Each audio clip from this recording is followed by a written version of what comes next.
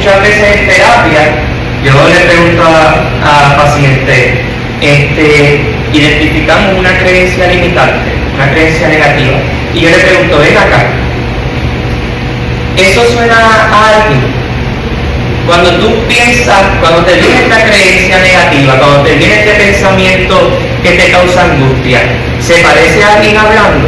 Algunos me han dicho que no, pero otros me han dicho, sí, así habla mi mamá. Sí, así habla mi papá. ¿Verdad?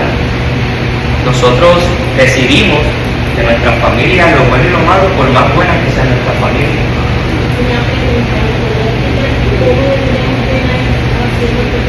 Sí, préstame.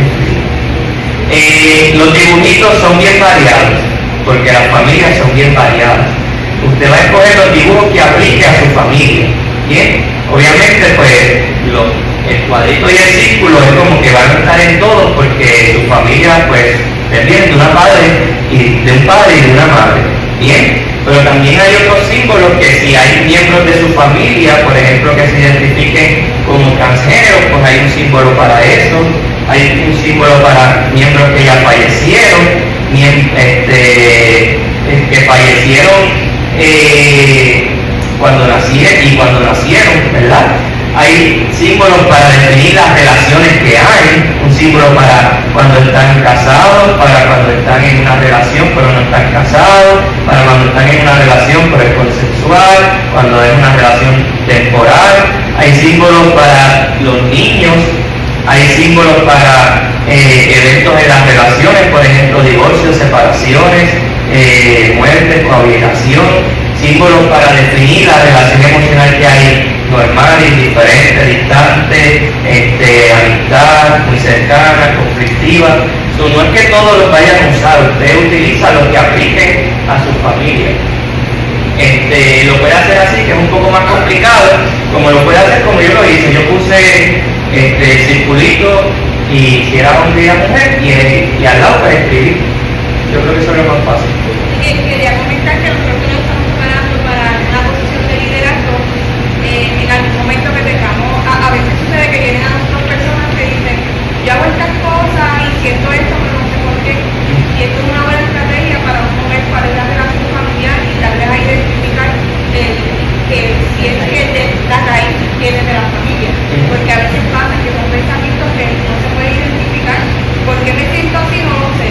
Y a veces cosas como que cuando eran niños sintieron un rechazo porque mamá quería un nene y es niña o viceversa, pues eso se puede observar también, porque el genograma realmente nos ayuda para conocer a las personas.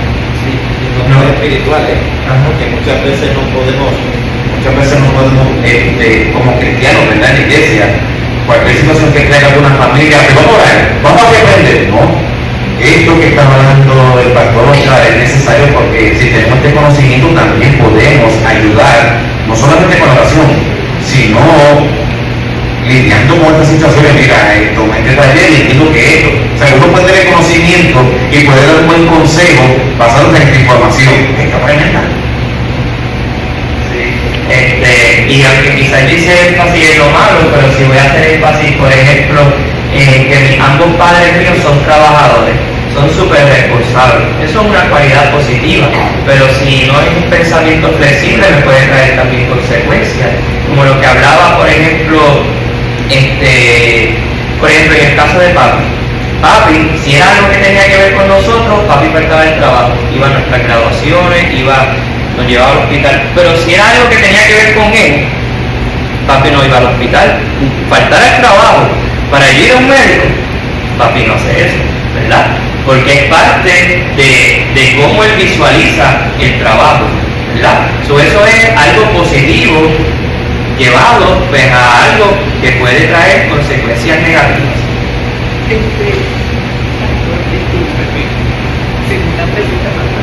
Quiero que me saque de la duda, por favor.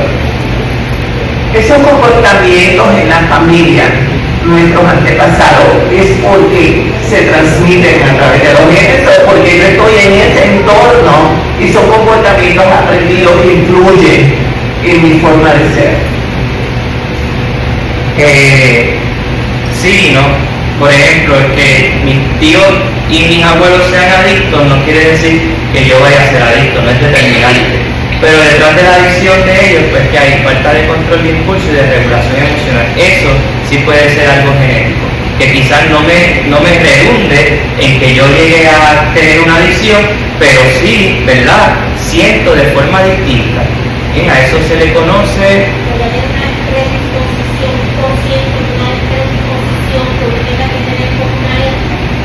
predisposición, no usaría esa palabra, vulnerabilidad. Vulnerabilidad. Soy más vulnerable, entonces, por lo que veo en mi familia, de pues no tener control de impulso o de desregularme emocionalmente. No porque mi mamá sea diabética, para que lo puedan entender en términos físicos, significa que yo voy a ser diabético. Si yo mantengo una buena alimentación y unas buenas ejercicio y todo eso, pues probablemente no desarrolle la diabetes nunca. Pero ya yo sé que yo soy vulnerable a ser diabético, entonces debo de tomar mis precauciones. O sea, para entender también, porque me voy por el lado de la hermana, digamos que es viejo, pero pensando en mis hijos. Si mis hijos se fueran a casar, ¿verdad? Y tienen pensado, en plan, de tener familia, pues antes de tener familia es importante hacer esto que hiciste, para evaluar qué probabilidades hay de que suceda esto mismo, y qué puedo hacer para que eso no suceda, por ejemplo, en este caso, mis nietos. Entiendo que esto sería formidable para romper con patrones conductuales. Fíjate que mis abuelos fueron infieles, pero mi papá no. Mi papá rompió con eso. Y eso me lo está transmitiendo a mí. Así que tengo la influencia de ver a mis abuelos, pero también tengo la influencia de ver entonces a mi papá.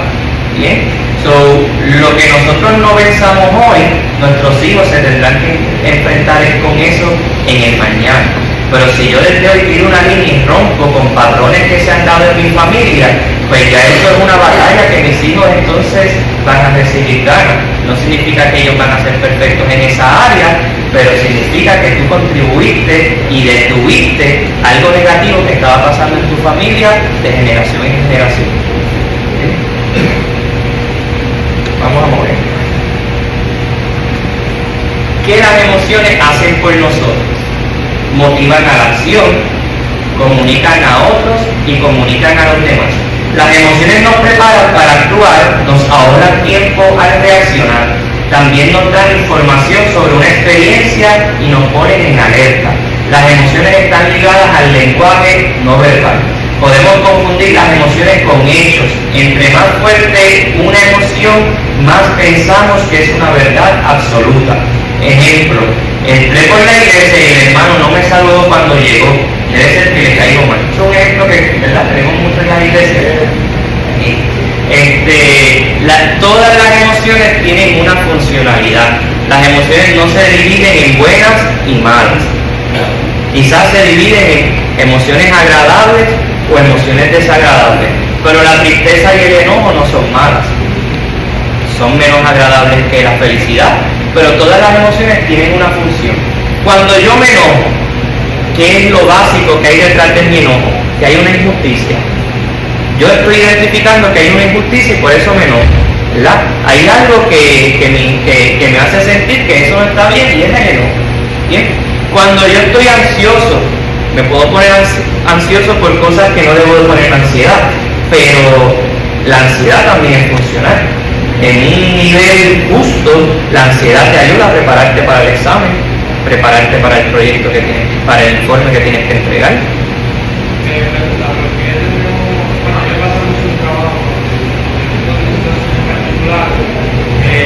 Usualmente cuando uno está asustado normal, usualmente uno procesa las cosas mejor y no tiene conocimiento y garantía. Pero en las circunstancias específicas donde encuentro un poquito de tensión, porque ese entendimiento usualmente se reduce y no va con la fluidez que usualmente fluye cuando estoy en mi tiempo de ocio, que ya tengo el conocimiento y puedo actuar con confianza. pues un poco yendo a las partes del cerebro, pues cuando nos gobierna el sistema límbico, pues la capacidad de pensamiento que está en el prefrontal se reduce. Entre más fuerte sea la emoción, visualízanos como el muñequito bueno y el muñequito malo, ¿verdad? Entre más grite la emoción, quizás menos vamos a escuchar la parte racional de nosotros. Bien, entonces pues vamos a actuar en base a la emoción. Si la emoción es la que está en ese momento gobernando. Sí, un poquito más adelante, cuando lleguemos al manejo de emociones. Pero sí, cuando, ¿verdad?, la emoción no gobierna, nuestra capacidad de pensar se reduce. En el caso del miedo, nadie le gusta sentirse miedo, pero yo voy caminando y veo que hay un callejón oscuro y yo por ahí no me voy a meter, déjame coger la ruta larga, ¿verdad? Pues el miedo me está diciendo, no seas imprudente, no te metas por ahí, ¿verdad? Todas las emociones tienen una función, incluyendo aquellas que no nos gustan. Están ligadas a nuestro lenguaje no verbal. No sé si han encontrado personas que dicen, es que yo puedo quedarme callado, pero hablo con la cara, ¿verdad? Controlan lo que dicen, pero no pueden controlar la expresión facial, porque el lenguaje verbal es más difícil de controlar y nosotros hablamos más por nuestro lenguaje verbal que por lo que decimos por nuestra boca, ¿sí?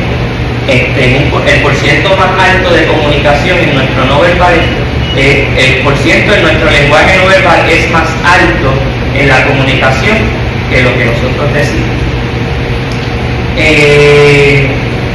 Entre más fuerte una emoción, pues más vamos a dar lo que ocasiona esa emoción como por cierto.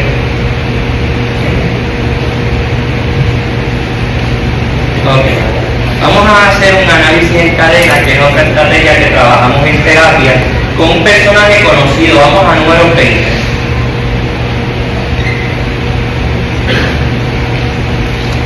¿Hasta qué hora es? 12. Número 20. Vamos a buscar entender nuestras emociones. Aquí tenemos lo que se conoce como el pecado de Meriba. Meriba significa contienda, significa disputa. ¿Bien? Así que vamos a ver el pecado de la contienda o de la disputa, por llamarlo así, y todas las veces que nosotros también hemos estado en Meriba. Número 20.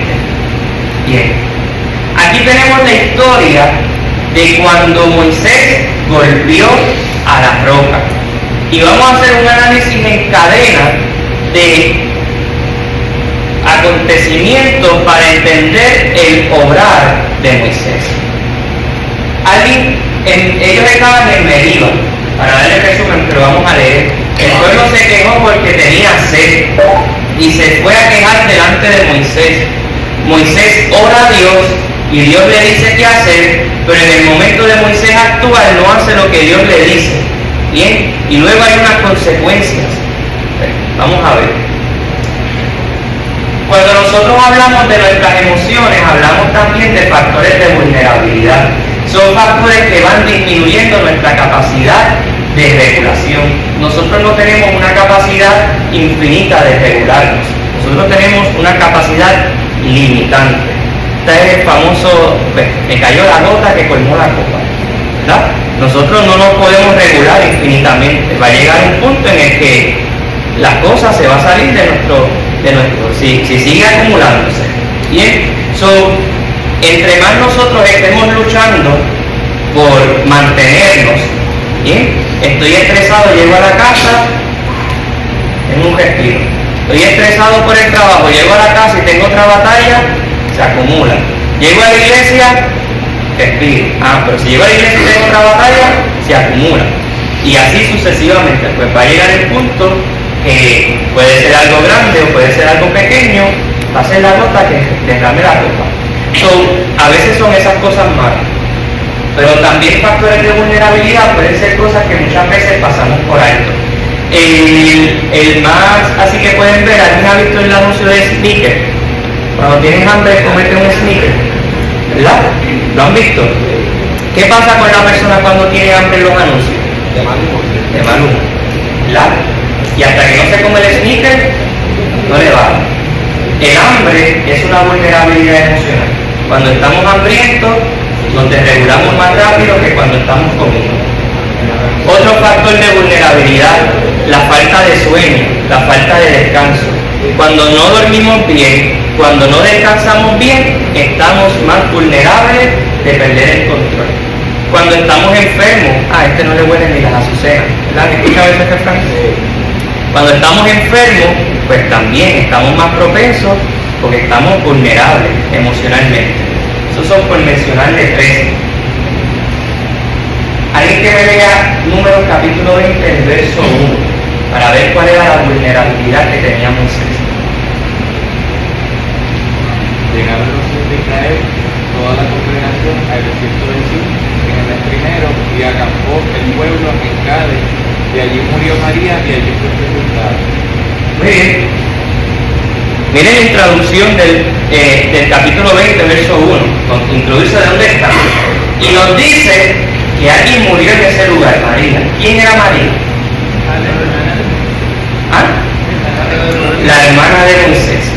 Así que antes de que pasara todo lo que pasara, se nos introduce que Moisés estaba en un duelo. Su hermana había fallecido y la habían enterrado en ese lugar. Y que tú enterrando a tu hermana porque falleció en ese lugar, y que de momento el pueblo venga a pelear contigo porque no tienen agua. Tú estás en tus cabales como quizás para bregar con una situación como esa. No, porque tú estás gestionando tu duelo, ¿verdad? Eso es un factor de vulnerabilidad en Moisés. Él estaba lidiando con la pérdida de su hermana. Eso no justifica, pero nos ayuda a entender el proceso por el que él estaba pasando. Bien, eso es el 1. Y luego sucede el evento desencadenante. Cualquier evento o situación que detone una emoción. Pueden ser eventos externos o internos como pensamientos. Un evento random de nosotros, hermano me miró mientras hablaba con otra persona y se reía. ¿Qué yo voy a pensar? Se rieron de esa interpretación. Entonces, el evento sería que el hermano me miró mientras hablaba con otra persona y se rieron. En el caso de Moisés vamos a ver el evento, el verso 3 al 5.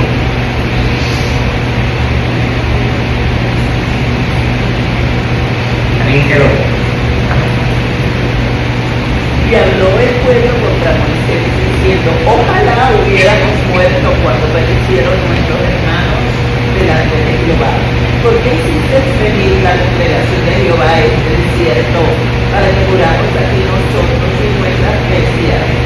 ¿Por qué nos has hecho subir de Egipto para traernos a este mal lugar? No es lugar de cementeras, de higueras, de viñas, de granadas, ni aún de agua. Ahí vemos cuando el pueblo se acerca a él, el pueblo le dice: Moisés, tenemos sed, ayúdanos porque necesitamos agua.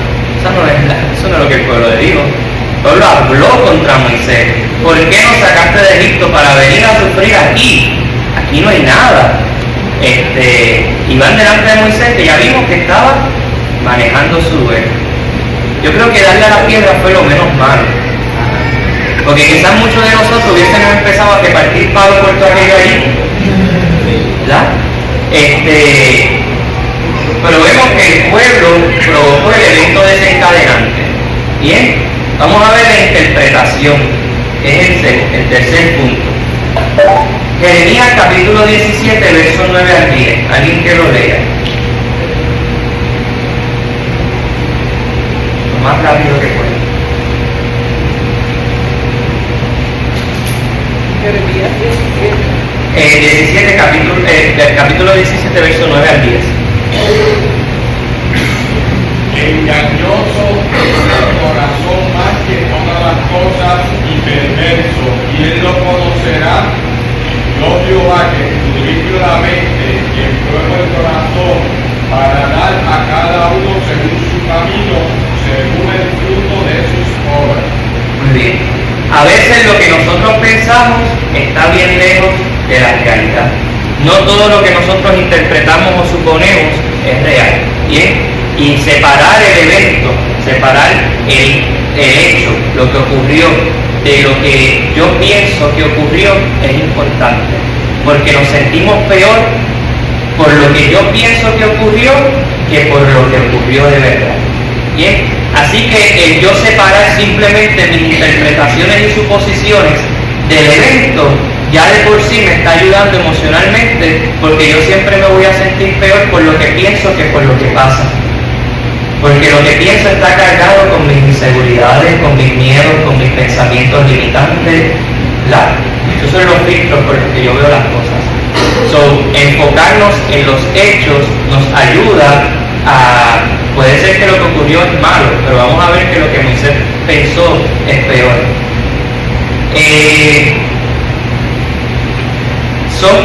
Las interpretaciones son pensamientos conformados por suposiciones acerca de un evento por los cuales busco entender el evento. Suena como un diálogo interno. La interpretación de cuando el hermano está hablando con otro, me miran y se ríen, interpretaciones que se están burlando de mí.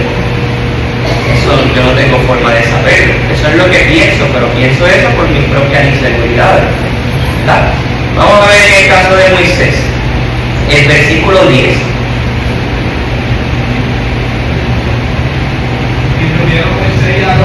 A la congregación delante de la peña y les dijo, oíd ahora, rebeldes, nos hemos de hacer salir aguas de esta peña. Muy bien.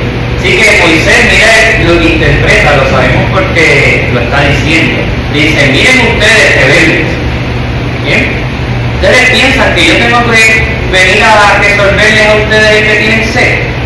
Y ahí le golpea la tierra, pero ya mismo llegamos aquí. Pero esas son las interpretaciones que Moisés está interpretando que es un pueblo rebelde. ¿Puede ser un pueblo rebelde?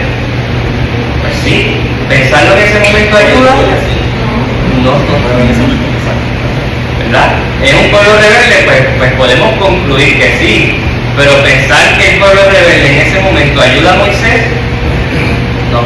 Hay pensamientos que nos ayudan más que otros. E incluso la situación del pueblo también lo llevó, por lo que estaban viviendo, lo llevó a actuar así. Y en consecuencia, pues se desquitaron con Moisés, que no tenía nada que ver, y Moisés con su situación en particular también pensó de manera claro. Este mismo ejercicio lo podemos hacer desde la perspectiva del pueblo de Israel. Claro. Vamos a ver los cambios fisiológicos, que son sensaciones corporales ligadas a las emociones. Nos comunica cómo nos sentimos y nos prepara para la acción. En el caso de Moisés, pues no se nos describe algún cambio fisiológico en él. Por ejemplo, en el caso del enojo, hay personas que aprietan los puños, sienten que van a explotar, se les pone la cara roja, comienzan a respirar más rápido. Esa descripción de Moisés no se nos da. Podemos concluir que es enojo por lo que pasa. ¿Bien? Pero todas las emociones que nosotros sentimos, las sentimos en nuestro cuerpo. ¿Bien? Y identificar señales tempranas de la emoción me ayuda a yo no llegar a un punto en el que la emoción me vaya a gobernar, al punto en que yo no vaya... Si ya yo sé, nosotros usamos mucho el termómetro de las emociones, ¿bien? Y el termómetro pues obviamente está por números. Si yo he aprendido que yo aprieto los puños y eso es más o menos un 1 en mi escala de enojo, y entonces he aprendido que la cara se me pone roja y eso es un 5 en mi escala de enojo, pues mi 10 es que yo empiezo a gritar y que callar cosas. Pues que ya yo debo de pensar si estoy en el 1. Está subiendo el enojo. Tengo que hacer algo para no llegar a ese 10. ¿Verdad? Entender las señales de mi cuerpo me ayuda a evitar que pase lo más malo, que yo grite y te traiga cosas. Ajá.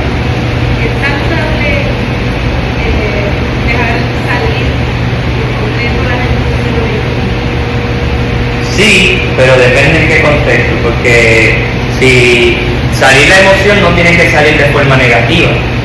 El grito va a ser más regulador que yo irme a hacer ejercicio, porque el grito es una explosividad de energía. Explotó esa energía, bajó rápido. El ejercicio me va a tomar más tiempo, pero ¿cuál es más adaptativo? ¿Cuál es mejor?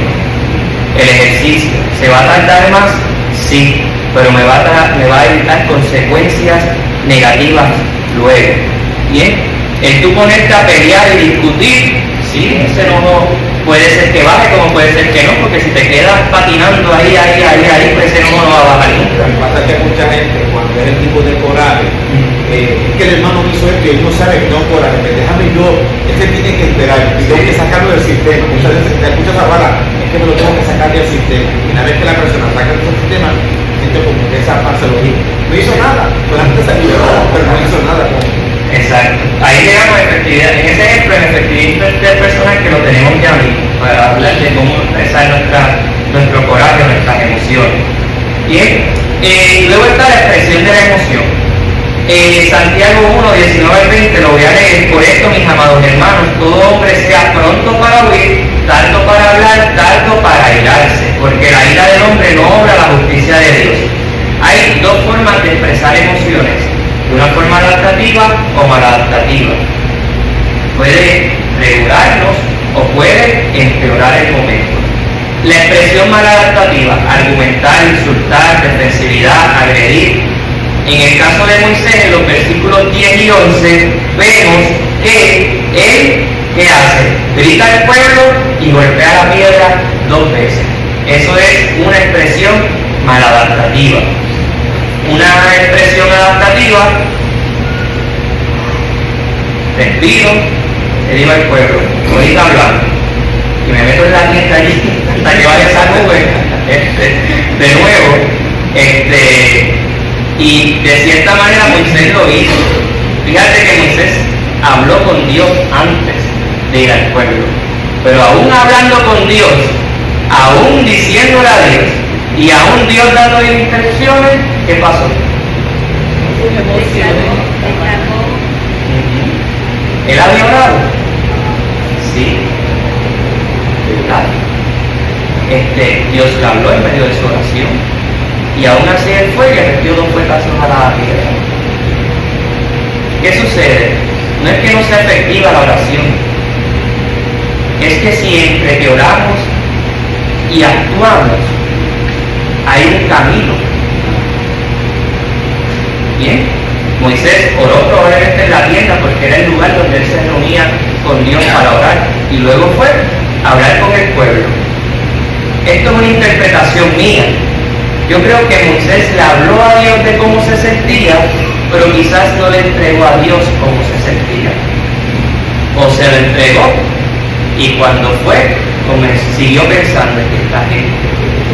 Ya ellos saben que Dios, y siguió por ahí, iba peleando por el camino. Se le olvidó lo que había recibido en oración. Yo creo que eso nos puede suceder a nosotros. Sabiendo lo que tenemos que hacer, pues terminamos aún así errando el camino. ¿Verdad?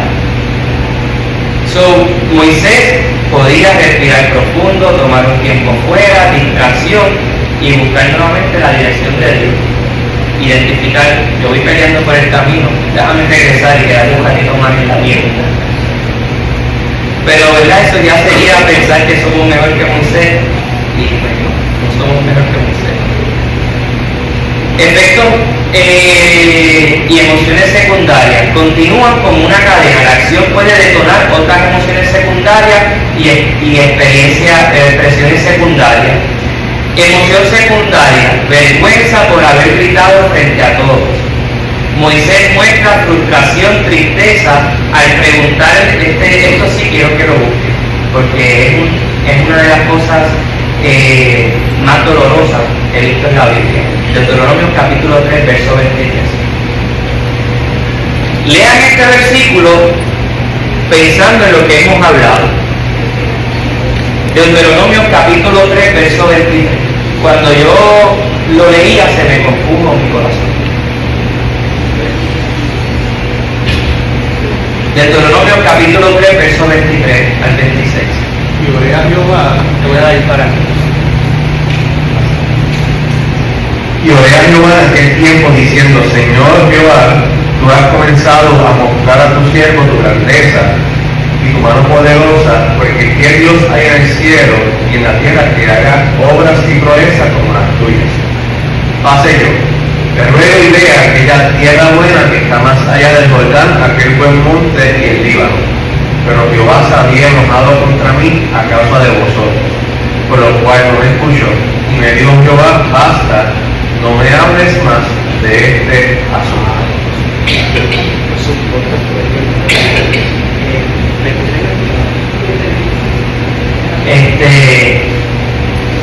Es triste, ¿verdad? Leer eso.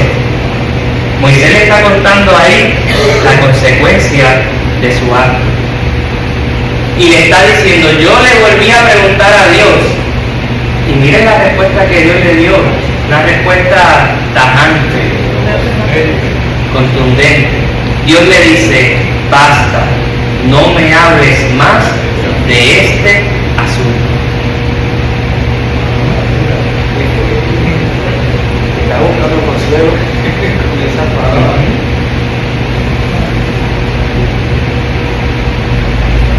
Ahí, ¿verdad? En nuestro caminar como creyentes, cada vez la vara es más alta. Y a medida que pasa el tiempo, la vara es más alta. La vara por la que se mide a Moisés es distinta por quien era Moisés. El rigor ministerial, la responsabilidad, la exigencia es mayor por el trabajo que está llevando a cabo Moisés. ¿Bien? El acto fue de Moisés, pero a quien el pueblo veía en Moisés no era Moisés, era Dios. ¿Verdad? Así que donde nosotros fallamos, hacemos quedar mal a Dios. ¿Bien? Y aquí Dios le dice, basta, ya no me hables más de este asunto. ¿Bien? El efecto secundario, yo digo de ese basta, ya no me hables más de este asunto. Yo creo que Moisés como que le repetía esto constantemente a Dios. Hijo, déjame entrar. Es misericordia. Y llega un punto en el que es lo que Moisés le está diciendo. Dios le dice, ya no quiero escuchar más sobre eso. Mi respuesta es no. Y ya. Es más, ahí pienso, yo estoy enojado porque no quiere hablar del tema. Sí. Estaba arrepentido, entiendo que empecé. Sí, estaba arrepentido. Él está pidiendo entrar a la tierra prometida. ¿Verdad? Vemos ahí efectos y emociones secundarias. El acto de darle a la peña provocó que no entrara a la tierra prometida, y ese acto de no entrar a la tierra prometida provoca una tristeza constante. Yo saqué este pueblo y ahora no voy a poder entrar. Digo, el pueblo tampoco entró, entraron los hijos de ellos. El único fue Josué y Caleb. Bien, pero todos los demás se entejaron en el desierto. Son actos y consecuencias. Cambiando las respuestas emocionales, verificar que los eventos desencadenan pensamientos, interpretaciones y emociones. Debemos describir el evento que está provocando una emoción y separarlo de nuestras interpretaciones. Ya yo se lo dije. Fulano me miró serio, es igual a le caigo mal. Debemos preguntarnos si la intensidad de mi emoción está acorde de los hechos. ¿Bien? Acción opuesta. Es actuar al opuesto del impulso emocional. Si sentimos gritar e insultar a alguien por la ira, sería buscar hacer lo opuesto. La acción opuesta va a activar emociones opuestas. Si en vez de yo gritar e insultar, lo cual va a hacer que me sienta más enojado, respondo apacible.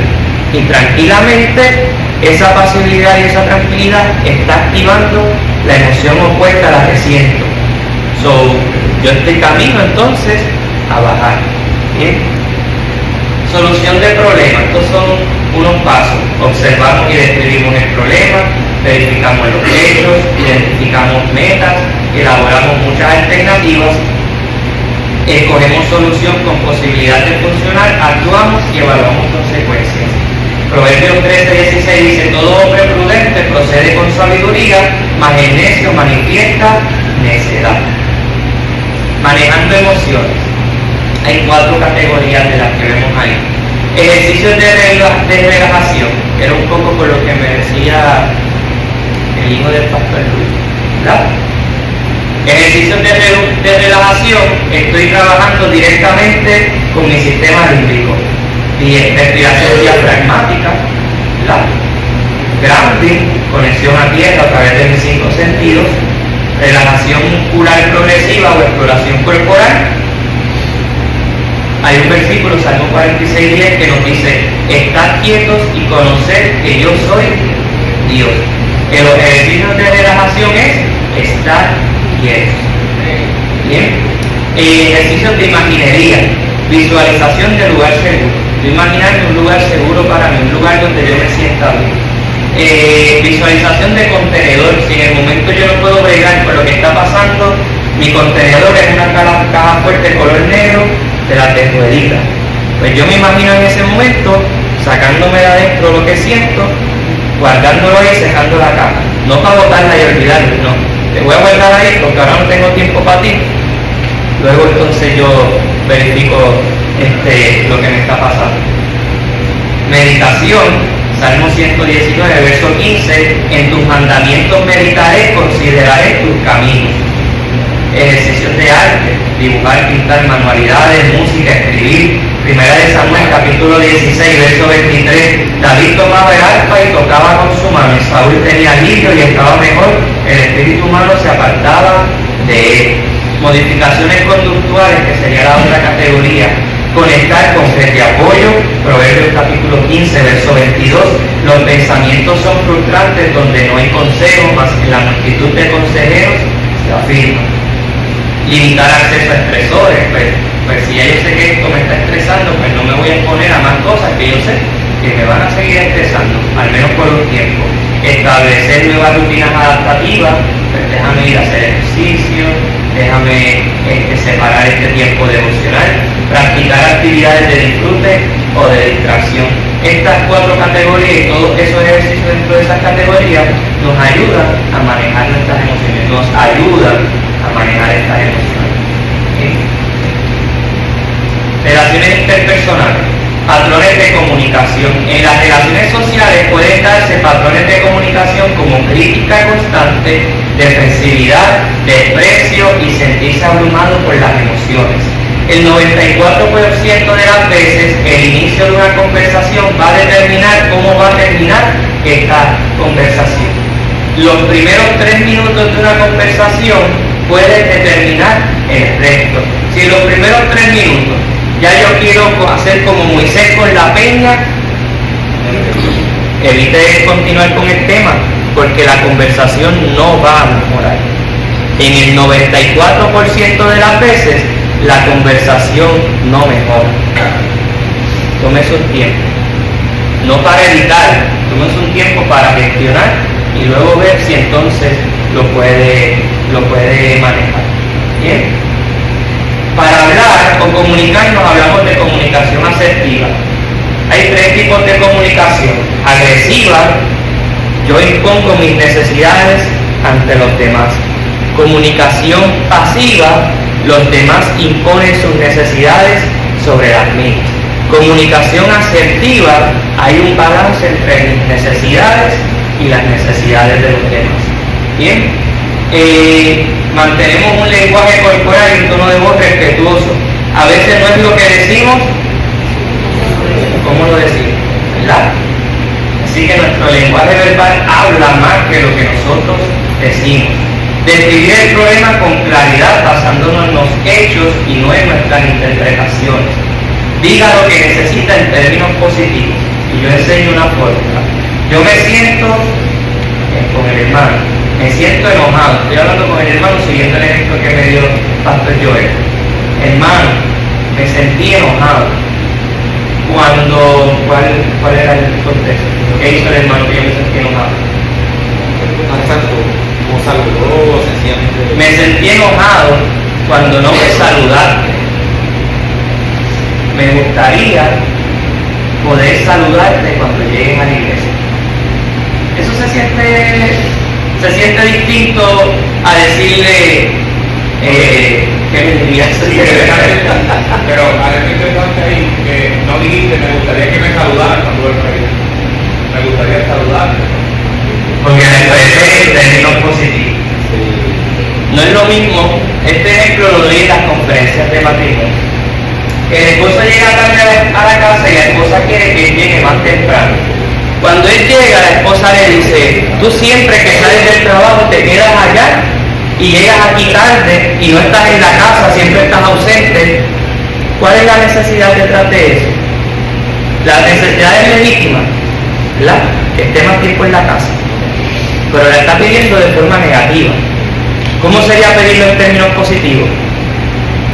Me gustaría, me siento triste, me siento sola, o me siento triste, me siento solo, cuando sales del trabajo y vas a otro lugar.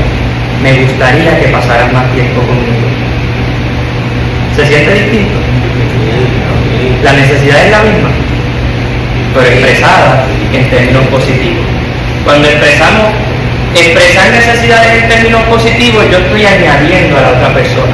Yo te quiero saludar cuando tú llegues. Yo quiero pasar más tiempo contigo. Yo añado. Cuando yo expreso las necesidades en términos negativos, yo estoy quitando. Me gustaría que pasaras menos tiempo con tus amiguitos.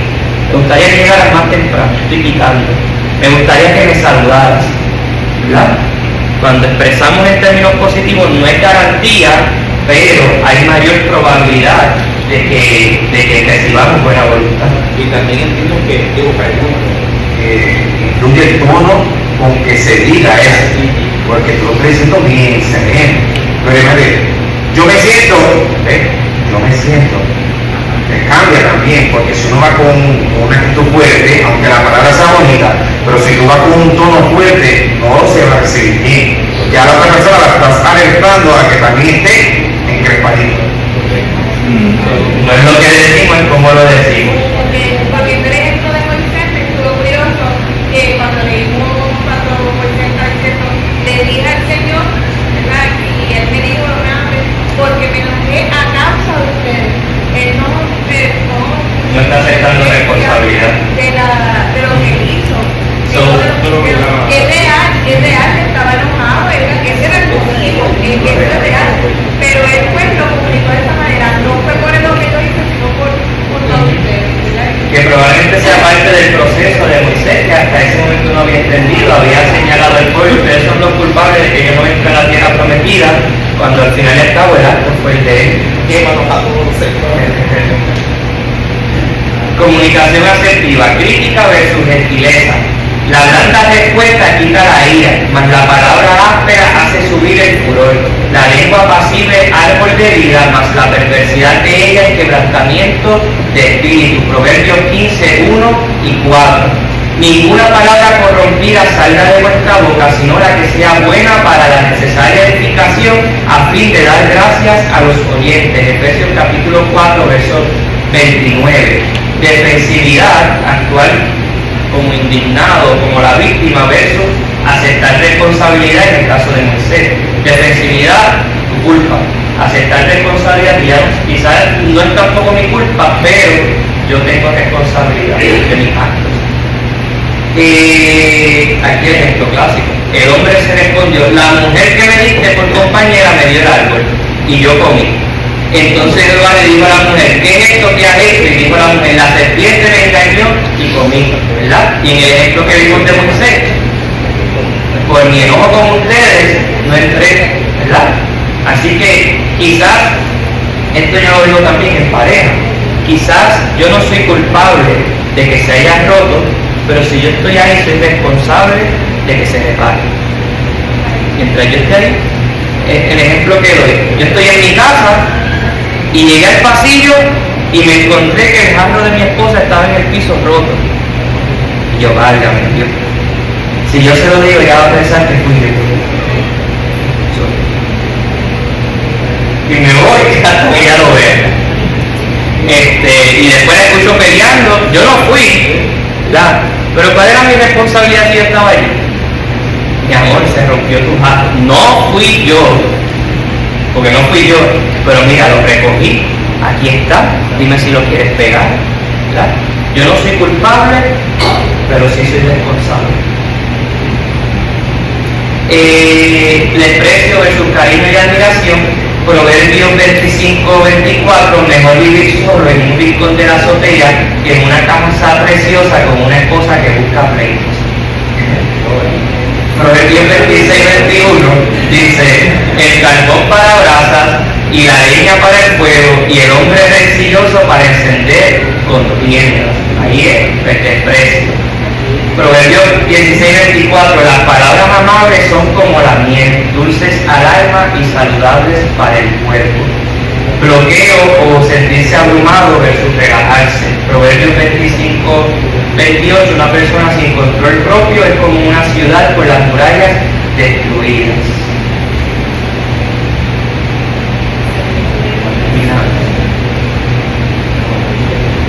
De esta forma, desarrollar inteligencia emocional en nuestras vidas nos puede ayudar a conocernos a nosotros mismos y prevenir las cosas con las que cargamos, nos ayuda a manejar nuestras emociones, nos ayuda a conectar a otros y a comunicarnos de forma efectiva. Cosas sumamente importantes en el ministerio. Si yo no identifico mis asuntos, mis vulnerabilidades, si yo no tengo introspección sobre mis batallas, sobre las cosas por las que yo lucho, en algún momento del ministerio me puedo chocar contra ellas. Si yo no tengo la capacidad de manejar cómo yo me siento, puedo en algún momento herir a otros o perder la compostura. Y si yo no aprendo a relacionarme con las personas que Dios ha puesto en mi cuidado, pues realmente no voy a ser efectivo, no van a ver a Dios a través de mí. Pues de verdad, muchas gracias por la oportunidad, espero que haya sido